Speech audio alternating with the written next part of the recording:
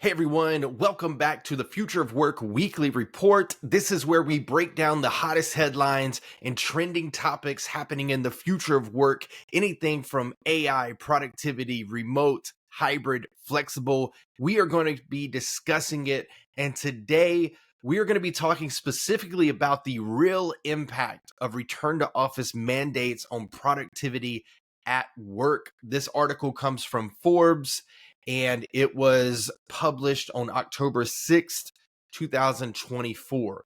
Now, a lot of what we talk about today is going to be what we've already talked about or we've mentioned in a lot of these Future of Work weekly reports, but this is breaking it down after being able to study the RTO mandates and seeing what we see happening in real time with the Amazon case study of returning back to the office 5 days a week. And that's actually where they start this article out. But like we always do, we're going to go through our highlights. This week, we have 4 highlights from this article, and let's go ahead and dive into it. So highlight number 1 is the RTO mandates or return to office mandates drive increase turnover. I wanted to pause there just to give you guys some ideas of what could be that next word, but no surprise, mandates are driving increased turnover. RTO mandates are leading to higher employee turnover, especially among women and high performers who value flexibility. The lack of flexible work options is causing dissatisfaction and prompting many to consider leaving their jobs. But that's not unexpected, but let's look at the numbers right here. 91% of Amazon workers are dissatisfied with the new 5-day RTO mandate. And then this is a number that we've already mentioned in a previous Future of Work weekly report, but 73% of those workers are searching for new jobs as a result. And that's a survey from Blind. So 91% are dissatisfied and 73% are looking for new jobs. That 73% might rise because an employee that is dissatisfied and then they have to go back to the old way of working, it just doesn't seem to fit the requirements of an employee these days. They are telling us what they want, and in some cases, like Amazon, JP Morgan, we'll talk about Dell, they're just not listening. And that's the thing. If they chose to listen and they had conversations with their employees before doing these mandates, they might be dissatisfied or upset, but maybe the turnover wouldn't be as high. But let's specifically look at this and the impact on women and caregivers. So this is a study from McKinsey's Women in the Workplace report in partnership with Lean In from Sheryl Sandberg. 38% of mothers with young children would have to quit or reduce work hours without workplace flexibility. So right off the bat, whenever you're thinking about an RTO policy or a mandate, you're already kind of having issues on your diversification or your diversity numbers. And I don't mean that in a metric sense, but I mean in the sense of being able to have different perspectives, different backgrounds, different thoughts in meetings and conversations. Just by doing an RTO mandate, you're already giving an inequality, I guess that's the right word, approach to the workplace for your workers. Now, let's continue to the next stat. 63% of C-suite leaders say RTO mandates led to a disproportionate number of women quitting. That's from Upwork research. And then over half agree that the loss of female talent resulted in a serious decline in productivity. Now, I wish that they would have gone in a little bit detail, but that's not what the article was focused on. But that's important to know.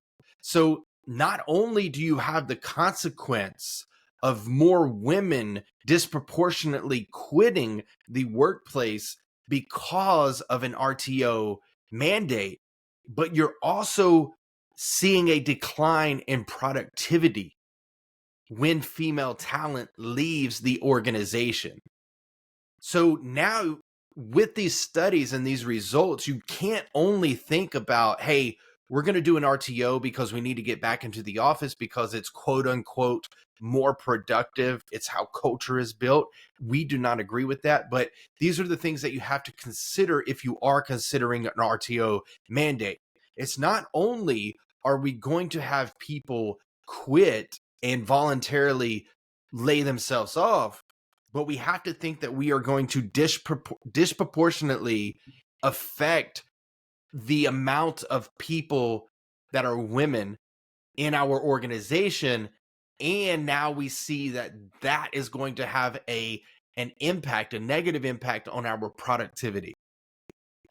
So we have to start thinking about that. And you know, the more that we go through this article, and if you read it personally, you're going to understand why certain people like myself and the circle that I've been able to become a part of, a future work pioneers, the reason that we're so fascinated, intrigued, and pushing for the future of work and flexibility is not because in some cases people call us like lazy. That's actually the opposite. I mean, we're talking about founders right here for one example, but the other part is that a lot of times whenever you're working from home, you're actually working longer.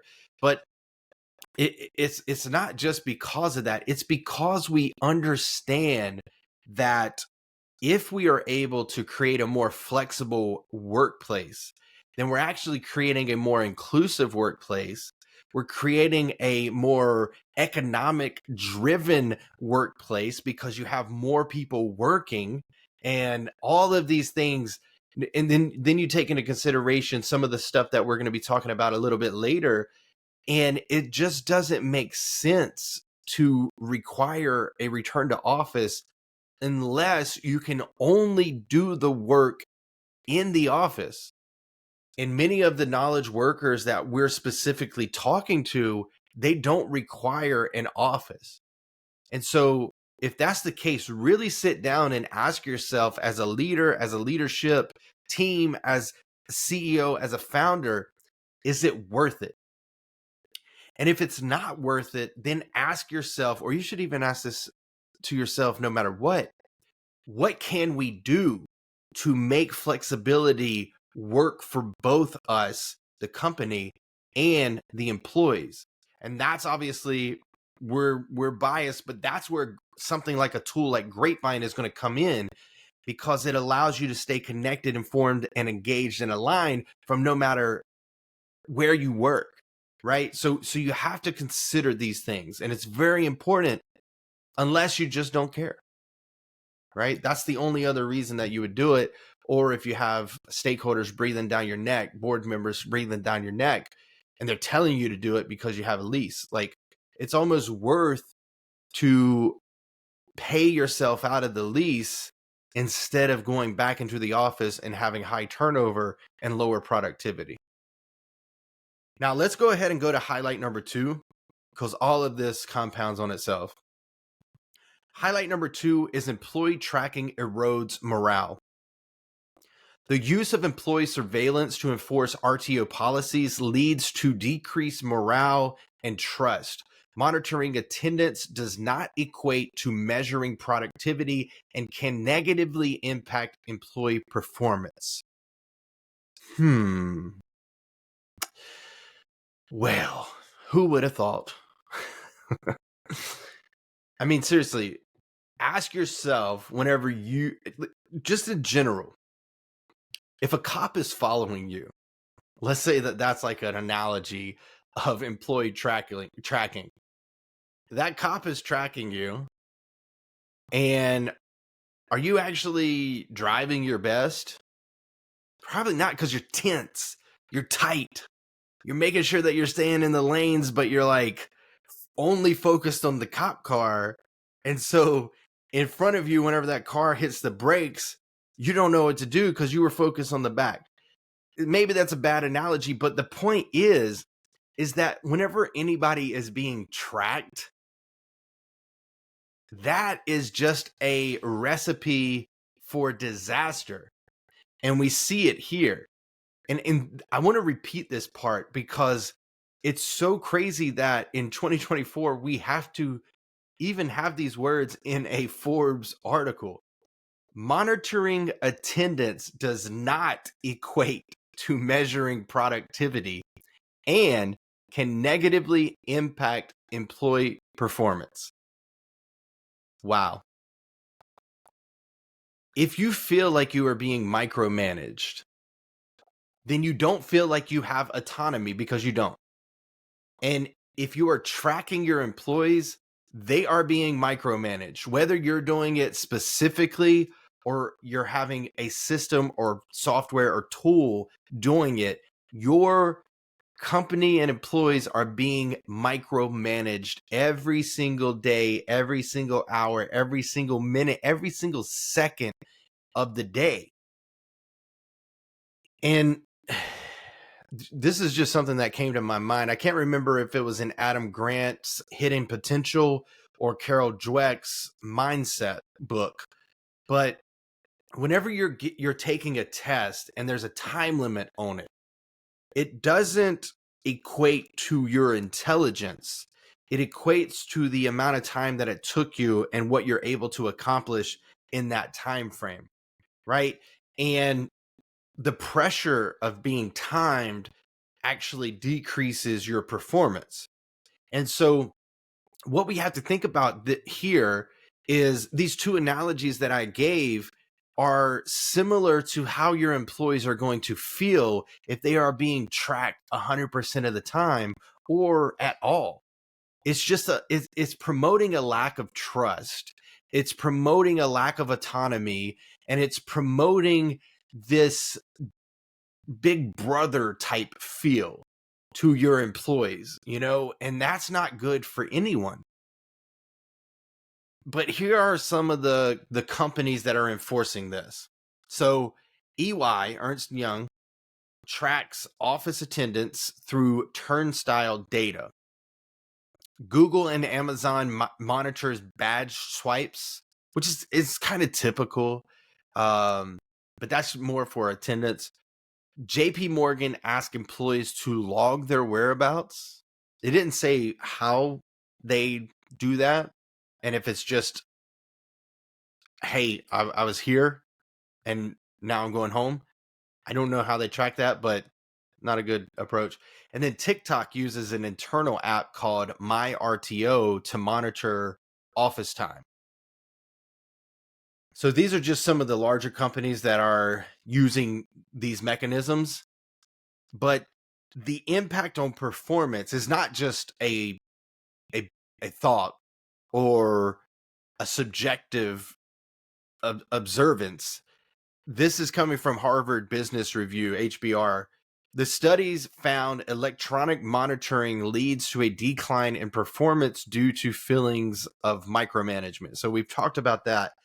But again, I think the theme of this episode is that if you were thinking about an RTO for your organization, make sure that you're working with your employees so they feel like they're involved, because that's really the only thing that's going to balance it out, if it balances it out at all. But two, think about the consequences. You're going to have most likely less women, less diversity, less disabled people. You're going to have lower performance. You're going to have higher turnover. It just doesn't make sense if you can work remotely. And if you're someone who likes to be in the office, it doesn't necessarily mean that you have to have everybody in the office. You can rent out a WeWork space, or you can use one of these on-demand platforms out there, right? Offsites, Radius, different companies have different things. But if a person really loves to work in the office, give them an allowance or a stipend for each month to go to a co-working space, or allow them to travel to different locations and work. where they meet up with other team members, not just in general. But there are other ways around this, and then also have offsites. I call offsites on sites now because we're mainly working distributed or remote. So have those on sites where a portion of the team or the entire team, if you're small enough, can get in one place and really connect with one another. And then we see through the Atlassian studies that those connections last anywhere from 9 to 12 months throughout the year. And it's because you connect in person on those on sites or off sites, whatever you want to call them. And then you go back and then you have a tool like Grapevine that keeps that connection and that culture flowing. And then you go and have another offsite and then it keeps it going, right? And then you can also have like individual departments, give your leaders budgets if possible, and allow them to organize offsites on their own where they can have their entire departments there. So these are other options. It's not just all or nothing like Amazon chose to do. And again, we kind of praised them in the video that we did in the initial week of that announcement. And now we're looking back and seeing, man, maybe not. So, all right, let's go ahead and go to highlight number 3. RTO mandates lower engagement and productivity. So mandated in-office work reduces employee engagement, leading to, I didn't know this word, resenteeism, where employees feel trapped and disengaged. Productivity is higher when employees have a say in where they work. Now, this was actually interesting to me because we always talk about like include your employees in the decision-making process where possible with things like RTO policies, communication charters, remote work policies, future of work or flexible work agreements, all those kind of things. It's better and it's easier to adopt if you get the team involved, you get the employees involved. But what they were saying, the part that surprised me here was that mandated. I mean, they talk about RTOs, but they also talk about even just mandating anything. So it could be mandating RTO, return to office, or it could be mandating remote work. It doesn't matter if the employee is not included, then the employee engagement gets lowered as well as the productivity and turns into resenteeism. And it sounds like what it is, resentment of the company for mandating that specific thing, whether it's return to office, whether it's in or remote. If you're mandating something, what you're really doing is you're taking someone's autonomy away. And for the longest time, I always quote back to the job characteristics model with Hackman and Oldman from 1976. One of the key contributing factors to motivation, engagement, and satisfaction in a job is autonomy. And then in addition to that, you have skill variety, you have skill identity, or job identity. You have these certain things that employees need, kind of like the Maslow hierarchy of needs for humans. But that's what we're talking about here. To really gain the best out of your employees, you need to be able to have some form of autonomy, mastery, and purpose. And whenever you're incorporating mandates, you're taking that away.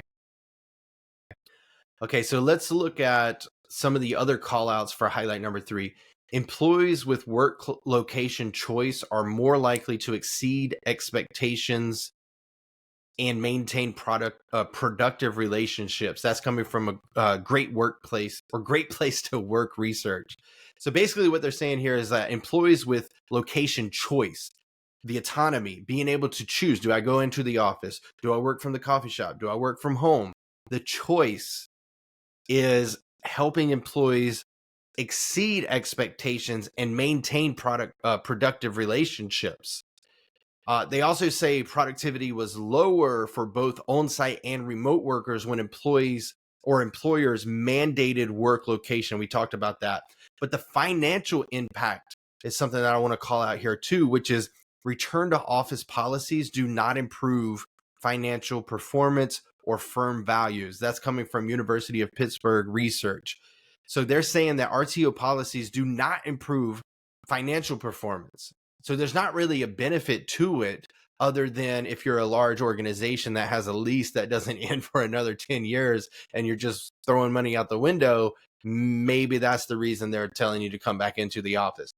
But you have to make it make sense. And I know that I've said that tons of times on these weekly reports, but it still remains true. And this is just more proof to or validation to what we're talking about here. Flexibility is the future of work.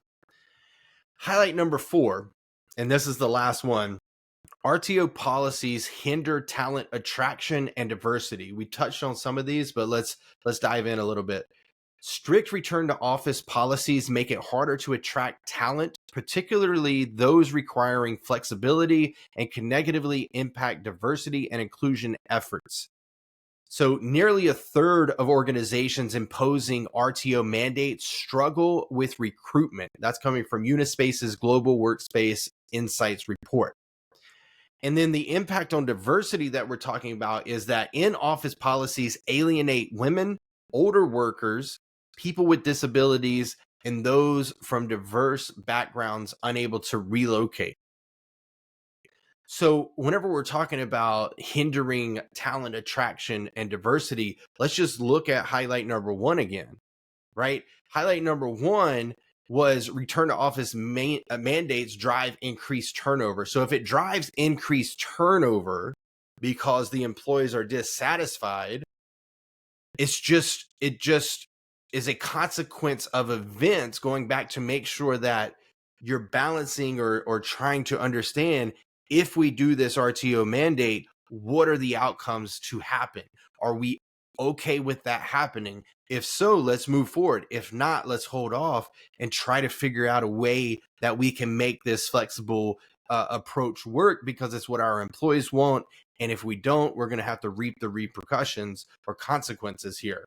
And so if your current workforce is very dissatisfied with you, it's not going to be attractive to other people. Also, if they have to come into the office 5 days a week compared to a competitor that offers a similar salary, maybe even lower, but they allow you to work more flexibly or 100% remote if that's what the person wants, it's going to be hard to say, oh, actually, I'm going to go over here where I'm going to make $10,000 extra dollars, but I have to go into the office 5 days a week. It just doesn't make sense, right? And then not to mention on top of that, where if you are the person responsible for childcare, if you work remote, you're able to, it's a challenge, but you're able to work while taking care of the child and or afford childcare because you didn't have to quit work, right? These are certain things that whenever a lot of these people are making these decisions, they look like me, maybe a little bit older, a little bit wider on the top, but they don't have to necessarily think about the difference for them. And that's what I'm constantly pushing on this channel, especially with the Future of Work weekly report, is that we have to understand that my way of thinking is not the same as this person. It's not the same as that person. And so we can't make everybody happy all the time. That's not what I'm saying. But what I am saying is, if we can take into consideration what that other person or those other people that are different than me are experiencing, or what they might experience, or what the consequences might be, then we would be able to come to an agreement and move past the return to office for the people that can do that. Again, mainly knowledge workers. There's other ways that you can make flexibility work in blue collar jobs or even healthcare and all those kind of things that people are working on. But we digress. So let me just go ahead and summarize what we talked about. So return to office mandates are increasing turnover rates, especially among women and high-performing employees who value flexibility. They want that autonomy. They need to be able to have that autonomy to even stay in the position sometimes. Employee surveillance to enforce RTO policies erodes trust and morale, leading to decreased performance. And then we have mandated office returns lower engagement and productivity with no proven benefit to financial performance. So everybody that's saying we got to go back to the office because we are more productive, we build culture better, innovation, creativity, they're just not seeing it. So make it make sense. And then the last one, strict RTO policies hinder talent acquisition and harm diversity and inclusion efforts within organizations. You have to think about the consequences of enforcing an RTO policy. Thanks so much for watching this week's Future of Work weekly report, and we will see you on the next episode.